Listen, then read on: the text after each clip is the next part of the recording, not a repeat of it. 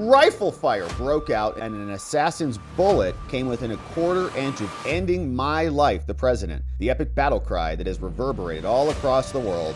Fight, fight, fight. Then the once again president survived despite being shot in the head. Counter snipers were denied until Butler. So thank God on that day in Butler County, Pennsylvania, that was the first time he was allowed counter snipers. Butler assassination attempt anniversary, and the White House now announcing that they have a message for us on this day to memorialize what happened on July 13th, 2024. And 1 year ago today, they write, at 6:11 p.m., 8 minutes after taking the stage on the grounds of Butler Farms to address thousands of Americans gathered at a campaign rally, rifle fire broke out and an assassin's bullet came within a quarter inch of ending my life, the president, and silencing our movement to restore America's greatness. And we've got a lot of questions about this, and they say, yet by the hand of providence and the grace of Almighty God, my life was spared. As we commemorate 1 year since the harrowing events of July 13th, 2024, we reaffirm that the American spirit has and will always triumph over forces of evil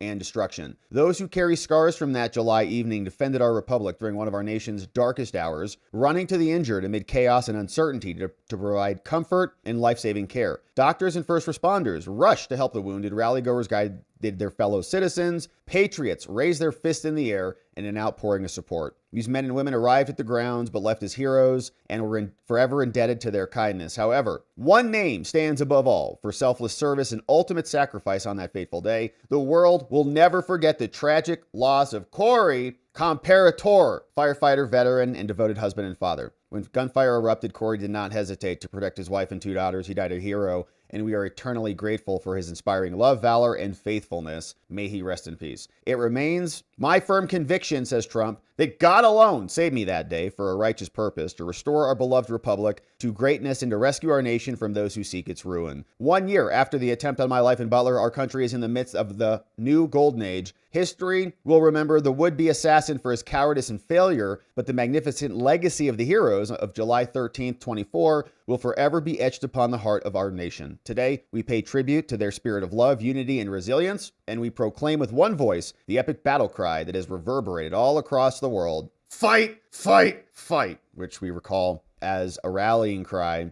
some time ago, and rightfully so. So Rand Paul says, we got questions about this. The Secret Service had the intel, all right? They had the time, and they still failed. Or did they? I think the shooter failed from their perspective, some of them. My final report from Rand exposes the bureaucratic incompetence that nearly cost President Trump his life. Now it's time to hold those accountable to ensure something like this never happens again. The entire report is now out from Rand, and he was also talking about this today. And here is what has come out. Rand Paul sits on the Homeland Security and Government Affairs Committee, and he releases the final report 1 year later about the failures of the Secret Service to protect the president on the Butler assassination attempt day, July 13, 2024. Final report. They give us an executive summary from Rand Paul. He says, you know what? I'm Rand, and I'm the chairman of the Senate Homeland Security and Governmental Affairs Committee. And we're releasing our final report as can what only be described as stunning failures by the Secret Service that allowed Trump to be shot on July 13th in an attempted assassination. Now, 1 year later, Rand says, the facts remain as chilling as ever. A former president of the United States and major party candidate was shot in the head at a public rally by an individual who was reported as suspicious, carrying a rangefinder at least 25 minutes before all this went down. And we said shot in the head many times here. And people said, nuh-uh, it wasn't his head. It was his ear, Rob. Which is attached to the head. It's a part of the head. And even Rand Paul agrees he was shot in the head. Total and complete vindication. Thank you, Rand. It is a miracle that President Trump survived. Yeah. This attempt on the life of President Trump cost one innocent life and could have resulted in far more bloodshed. The truth is, Trump and the nation was fortunate. Could you imagine? I mean, we could be in a whole different timeline. Oh my gosh. Then the once again president survived despite being shot in the head. Since that day, there's been another attempt on his life and future threats to do the same, including from Iran. This report reveals a disturbing pattern of communication failures and negligence that culminated in a preventable tragedy. What happened was inexcusable, and the consequences imposed for the failures do not reflect the severity of the situation. And the people who were there have all just been suspended. As far as we know, nobody's been fired, not one person. On July 13th, 2024, at 6:11 p.m., Thomas Matthew Crooks, 20-year-old gunman with no social media history, no one's ever heard from this dude, managed to climb on the roof of American Glass Research, the AGR building, unimpeded during a campaign rally with a direct line of sight from the rooftop to the president's head. From the rooftop, he fired 8 shots from a rifle at Trump. Crooks struck 4 individuals, killing Corey and injuring 3 others, including Trump. Now, following the attack, our Senate committee and another committee, the Permanent Subcommittee on Investigations, launched a joint bipartisan investigation. And over the year, the committee has conducted 17 transcribed interviews with Secret Service personnel and over 75,000 pages of documents produced from a bunch of entities. A preliminary report was issued in 2024. This is the final report that builds upon that. Now, here are the failures. There were multiple unacceptable failures in the planning and the execution of July 13th Butler rally. A 20-year-old gunman was able to evade detection by the country's top protective agency for 45 minutes. Agents and officers chose not to retrieve radios from local and state law enforcement, limiting coordination at a critical time, and none of the recordings were recorded. None of the transmissions made its way into a hard copy that you could listen to again. Known line of sight vulnerabilities were identified in advance but not addressed. Like, oh, perfect. Yeah, no, that's right in the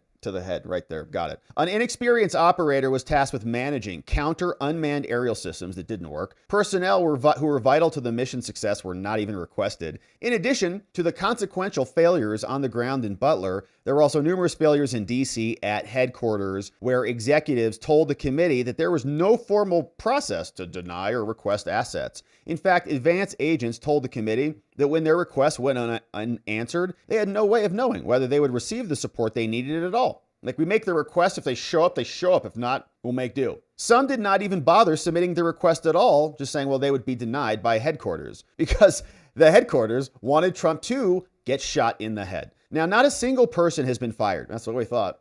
Secret Service has conducted internal reviews, but only 6 individuals have faced disciplinary action. And we read the article on that before, so that article must have been sourced from maybe this. 2 of those individuals received lighter punishments than even initially recommended. The committee believes more than 6 individuals should have received disciplinary action as a result of their action, or there it is, inaction, or you could call it intentional inaction. Kind of let it happen on purpose. I didn't shoot Trump in the head, but I let somebody else shoot Trump in the head on purpose. And I was in a position where I can make that happen. Those who were disciplined received penalties far too weak to match the severity of the failures, which was a bullet to the head. Details on these disciplinary actions were withheld from the committee until Chairman Rand Paul issued a subpoena for them. The American people deserve better. So the Secret Service is covering up for the Secret Service. Great. So based on the evidence gathered, here's what the committee found. 1. Secret Service denied multiple requests for additional staff, assets, and resources to protect Trump because they wanted him to get shot. The Secret Service did not fire a single person involved in planning or the execution of this because they did everything by the book, which would have resulted in Trump getting shot in the head. The Secret Service disciplined only 6 people, some of whom received their disciplinary decision as recently as July 2025. In 2 instances, the final decision was a reduced punishment from what was originally recommended. Now, former director Kimberly Cheadle,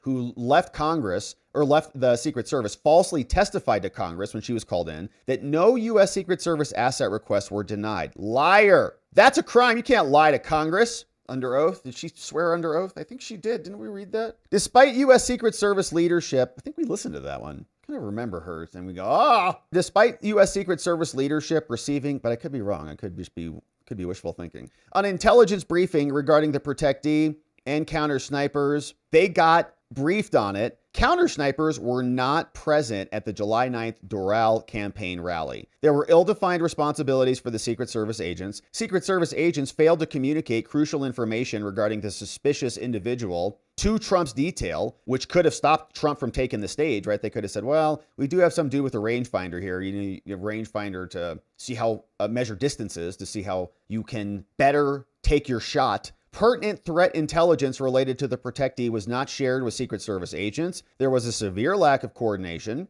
between state and Secret Service officials, and this was not a single error, says Rand. It was a cascade of preventable failures that nearly cost Trump his life. And in the interest of transparency, the committee is releasing a number of subpoenaed records and additional transcripts in the addendum. The addendum also includes a summary of changes that the Secret Service made to its policies and more. And the report goes on for 30 pages in total. And they give us a breakdown here, you can see, of all the various assets of the denials, things that were denied, right? Similar incident. On January, DDT was denied assets for various roles 6 times. How come they kept denying assets for President Trump? The most significant candidate in American political modern history. They're like, no, it's good because Dr. Jill's going to go give a speech to some kid somewhere. A police meeting and planning, all of it happened. A similar incident happened in Las Vegas. Internal communications were showing there were denials that were happening. Same here.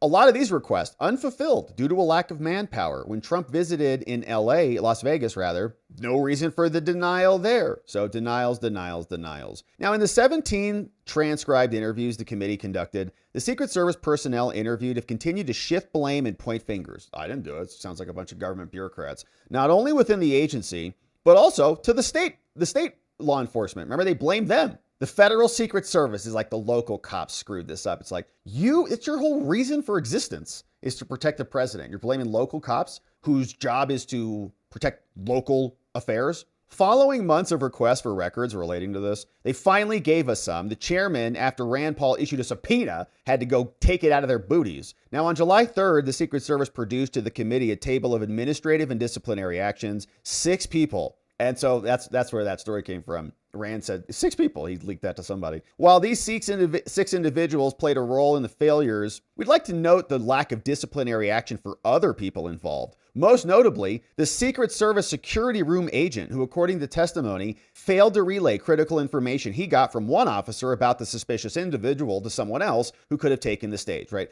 And remember, they're so incompetent that they don't even share radios. So they have like one dude who has 2 radios and he's like listening. Secret Service says, okay, we got this dude coming in with, local cops say we got this dude coming in with a rangefinder. He just sits on his butt. He doesn't pick up the other radio and transmit it to Trump and say, hey, President Trump's Secret Service detail. Local cops have something to do with a rangefinder. Just delay 10 minutes while we go scope that dude out. Make sure we got eyes on him. That didn't happen. He just sat there, probably playing tiddlywinks in there. In a document provided to the committee detailing administrative actions taken against agents, they said, after our review is completed, we've decided who's going to face detail and discipline, and he's not going to be this guy. It's also concerning to the committee that nearly 1 year has passed since this assassination, and the Secret Service has only days ago finally issued disciplinary actions.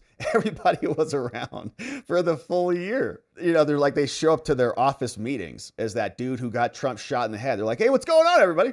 Like, weren't you that agent? Like, what are you doing here? You're a total failure. Nuh-uh, not according to the Secret Service policy. I'm doing a great job. Cheers. Now, on November 26th, the Pittsburgh police office was informed that somebody else would be permanently reassigned. And this other person got notice of suspension, Pittsburgh field office person, and more. 10 days without pay. Oh no. The Pittsburgh said he was issued 10 days. As part of the process, agents are afforded an opportunity. Yeah, it's so great.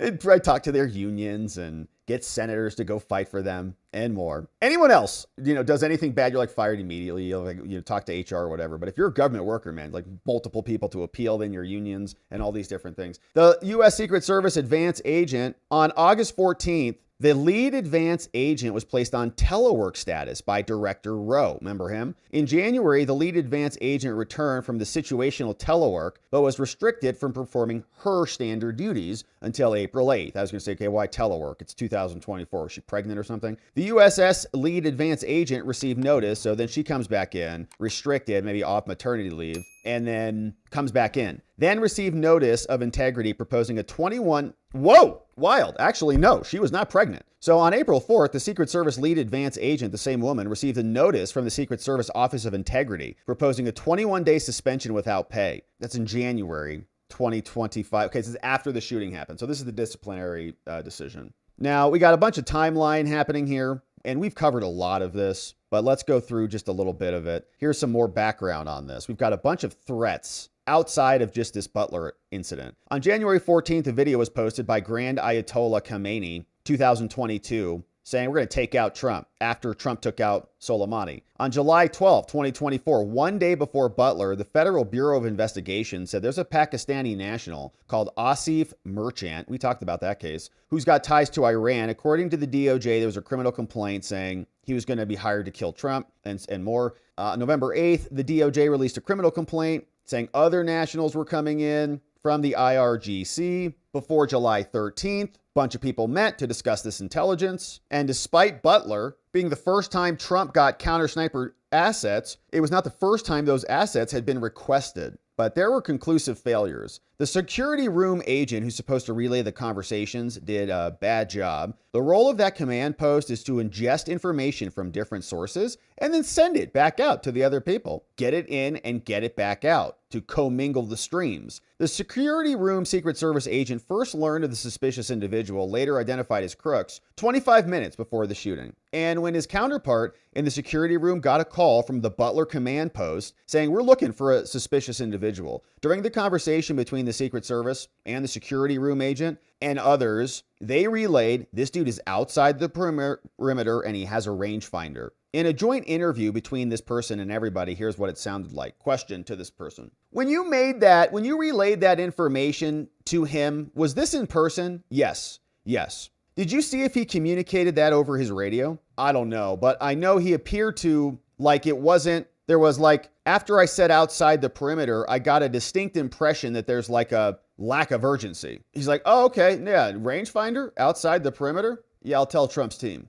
Oh, he's like, you mean like right now? It's like, yeah, no, I'll tell him as soon as you leave. But he's outside the perimeter with a rangefinder, and like you use a rangefinder to measure distances so you can shoot somebody in the head and he's the president. I understand. I will communicate it. Thank you for the message. Says, could you go on more about could you explain more? This dude sounds like nervous as hell. So he's saying like. And then this guy comes back and mirrors the likes. He's like, could you explain more? About it was okay. It wasn't like he rushed around or did anything. I just told him about this and everything, right? So my version of the recreation of this scene was probably pretty accurate. Thank you for the message. What, does he have a rifle too? Is it pointed at Trump's head? Okay, I'll respond. I'll tell everybody about it. Leave me alone, weirdo.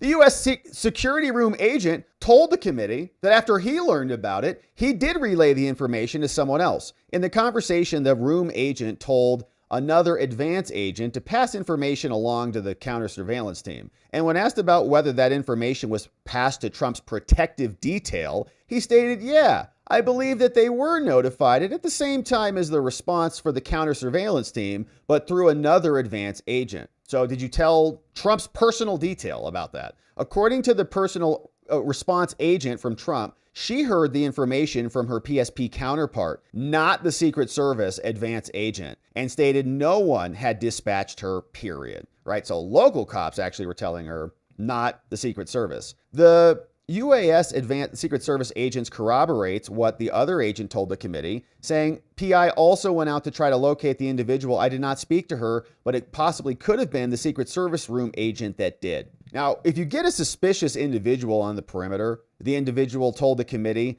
for someone on the outer perimeter, there's really only two assets available from the Secret Service perspective to dispatch. We've got the protective intelligence response for Trump and the counter sniper response, because they're the only people who are capable of leaving the interior secure perimeter to go look for somebody. And furthermore, because the information regarding a suspicious individual with a rangefinder was passed verbally from the security room officer to the agent, the security room agent made the decision for the Secret Service agents to relay that information to the phone to the counter sniper team rather than radio it back over to the other details. Lots of acronyms here. Now, they also stated in the transcribed interview the information should have been elevated to someone at his level, right? So a bunch of security game of telephone failures. The security room agent's joint interview, he stated the following. Question. Okay, were you ever made aware of Mr. Crooks being on the roof prior to the shooting? No. Okay, so if the security room officer were to say that he did inform you guys that he was on the roof, that wouldn't be an accurate statement, right? If he said he told you he's on the roof,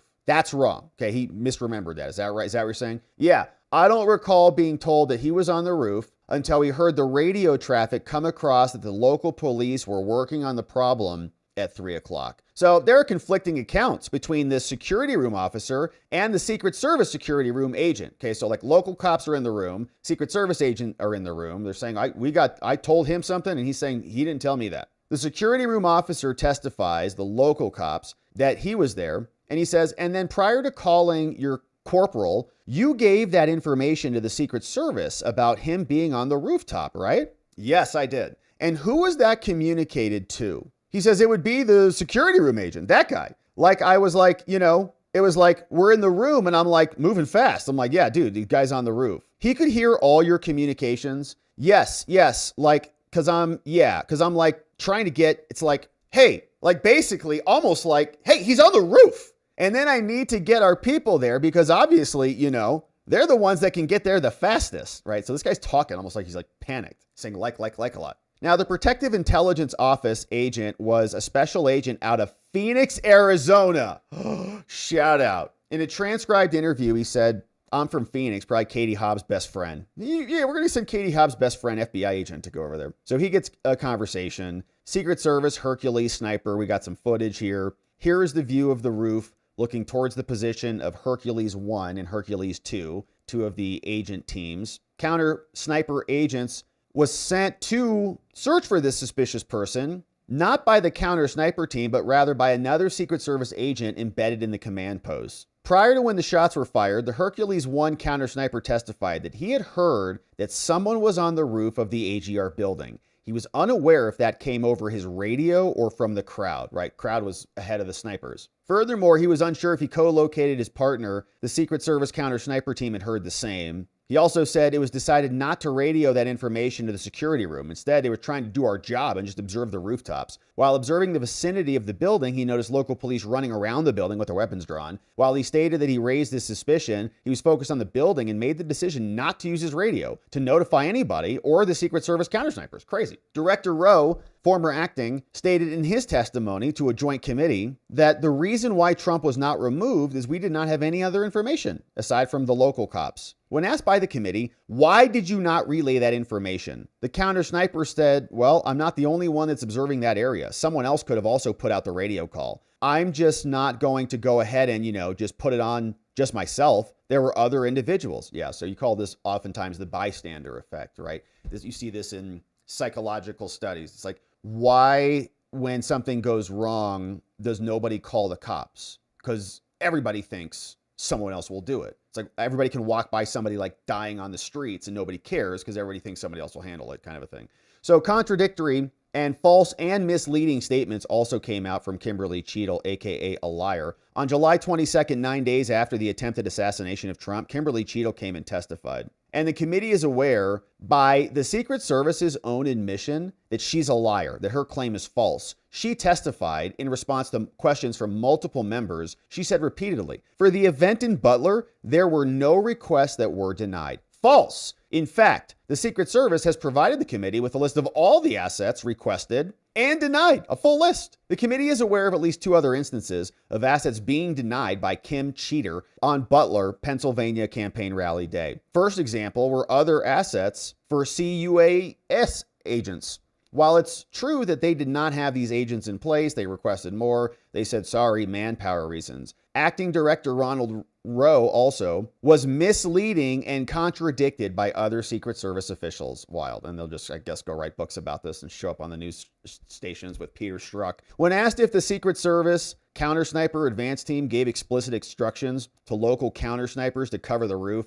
the former acting director responded that it was understanding that locals, quote, had a plan because they'd been there before. Remember, Rowe came out and blamed the local cops, which was very offensive because it's their job. They're so pathetic. Counter sniper team lead says, question to him. Okay, counter sniper, Secret Service. You mentioned that the line of sight concern was mitigated with the AGR because there was always Secret Service counter sniper eyes on the rooftop. Is that what you said? Well, it was mitigated as in between Secret Service was looking at them, but as well as other local CS counter snipers had eyes on them from the Horse Stadium as well. And so they were just looking at the AGR roof? No. Basically, the Hercules counter sniper team with the Secret Service, we were looking at everything, 180s from the stage, 180 degrees. I assume the local counterparts as well. As long as it's in their line of sight, it's not being obstructed, and there's no reason you can't see it between the horse stadium teams and the AGR building itself. If you can see it, you can act on the threats. But obviously, they didn't. So there's a bunch of outstanding requests and a bunch of footnotes here, all cited from Rand Paul in that major memo. And of course, any accountability from the Secret Service? No. They investigated themselves and they found they did nothing wrong. Oh, suspension, 10 days without pay. Oh no. Here's Rand Paul. He got asked about this, came out on with Face the Nation, and he's going to stay after this. Sets that were requested in advance. We found at least 4 occasions, actually maybe 5 occasions, where requests were made. The primary request that was made by both Trump's Secret Service detail as well as his campaign was for counter snipers. Counter snipers were denied until Butler. So thank God on that day in Butler County, Pennsylvania, that was the first time he was allowed counter snipers. If he had not had counter snipers, that assassin would have popped up again. He did pop up again to continue firing, and that's when he was taken out. But thank God we had the counter snipers there. But why were they denied for months and months? When they finally did ask for them, they mysteriously, magically appeared. They found them where they needed. They just weren't trying hard enough. So it was a cascade of errors. It was just one error after another. When we talked to the people in charge of security, everybody pointed a finger at someone else.